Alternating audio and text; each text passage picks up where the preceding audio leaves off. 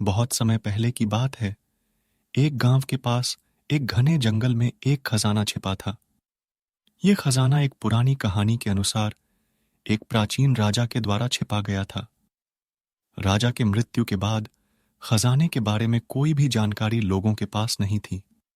जंगल के आसपास के गांव वाले खजाने की कहानियों में विश्वास नहीं करते थे, लेकिन वह सभी उस जंगल को आवश्यकताओं के लिए इस्तेमाल करते थे। वे जंगल में लकड़ी, फल और जड़ी बूटियों की खोज करने जाते थे। गांव के बच्चे जंगल में खेलने जाते थे और वहां के पशु पक्षी उनके साथ खेलते थे। एक दिन गांव के एक छोटे से लड़के का नाम राजू था। वह भी जंगल में खेलने गया और वहां खोजते खोजते वह एक पुरानी गुफा मिली। गुफा बंद थी, लेकिन उसकी दरारों में से कुछ सुनसान आवाज आ रही थी।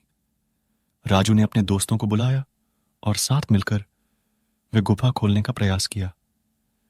धीरे धीरे गुफा खुलने लगी और उसमें उन्हें एक सुंदर सी पुरानी पुस्तक मिली। पुस्तक में लिखा था कि यह जंगल में छिपे खजाने की कहानी है और उसके स्थान के बारे में हिंट्स दिए गए हैं।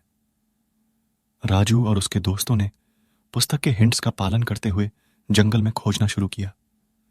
वे पहाड़ों, नदियों और घने जंगलों को पार करते हुए खोजते रहे। कई महीनों बाद उन्होंने एक पुराने पेड़ के नीचे एक छोटे से गुफा की खोज की। गुफा में उन्होंने एक लाल रंग की पोटली पाई, जिसमें खजाने की कुछ गहराइयों की खास बातें लिखी थीं।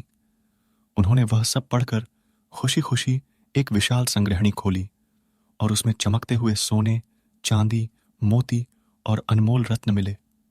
गांव वालों ने खजाने की प्राप्ति सुनकर बड़ी खुशी मनाई और वे सभी खजाने का उपयोग गांव के विकास में करने लगे। खजाने की कहानी उन्हें यह सिखाने में सफल हुई कि किसी भी कठिनाई के बावजूद परिश्रम, साहस और साझेदारी से उन्हें सफलता प्राप्त करने में मदद मिल सकती है।